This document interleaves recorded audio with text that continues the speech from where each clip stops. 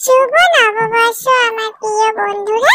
দেখো আজকে সকাল সকাল মা আমাকে স্নান করিয়ে নতুন জামা পরিয়ে দিয়েছে। তারপর বুবলা দাদা ফিস ফিস ফিস করে আমাকে একটা সেন মাখিয়ে দিলাম। আমি সেন মাখতে না অনেক পছন্দ করি। তারপর ও মা আমাকে লাড্ডু দিয়েছে। ও তোমাদেরকে তো বলা হয়নি, ওই জামাটা আমি পরেছি ওটা আমাকে না ও বাড়ির জেম্মা দিয়েছে। ও বাড়ির জেম্মা তো জানি না, আমি তো এখন লাড্ডু আছি, আমি এখন ছোট্ট নাড়ু। আমার জামাটা না অনেক বড় হচ্ছে। যাই হোক, জামাটা কিন্তু আমার খুব পছন্দ হয়েছে।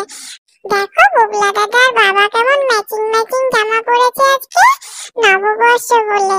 তারপর জানো আমরা সবাই মিলে এক জায়গায় গেছিলাম। আমরা কোথায় গেছিলাম জানো?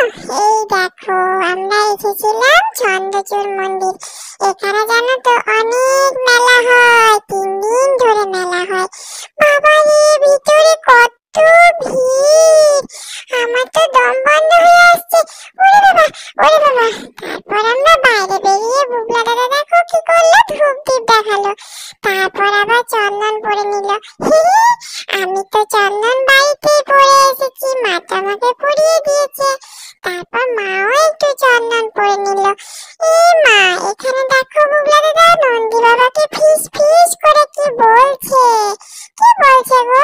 অনেক জিজ্ঞাসা করলাম কিন্তু বুবলা দাদা আমাকে বললো না। নন্দী বাবার কানে কানে বুবলা দাদা কি বলেছে।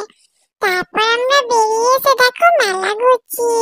এটা না চড়ক মেলা, রাত্রেবেলা অনেক ভিড় হয় কিন্তু আমরা দিনে দিনে ঘুরে নিচ্ছি। মা কত কিছু কিনছে।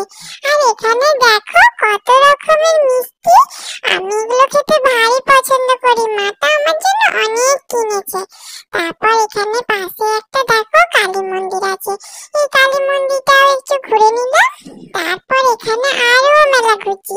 বুবলা দাদা তো এটা ওটা সেটা কত কিছু দেখছিল। আজকে সকাল সকাল আমরা অনেক মেলা ঘুরেছি আর অনেক কিছু কিনেছি। তোমরা সবাই কি করলে গো আমাকে একটু জানিয়ে তো।